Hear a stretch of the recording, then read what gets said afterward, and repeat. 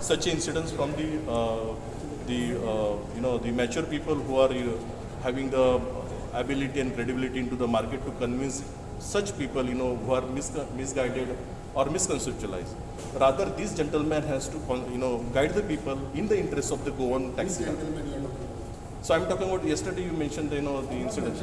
Churchill Alemao? Yeah, Churchill Alemao, what I'll suggest that he is the credible person from that area. He should convince his people over there and communicate that this is in their interest, Baba, not opposite to them.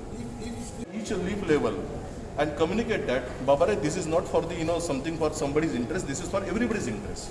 And that's what I like to, on a closing note, I like to mention that Goa Mile is for everyone, Goa Mile is not for any some particular person. Have you demanded action against the concerned MLA who has threatened your driver? We have asked for the action against each individual who is troubling to the any individual into the Goa Miles, including the MLA. Who is that? It is the driver has is a criminal activity.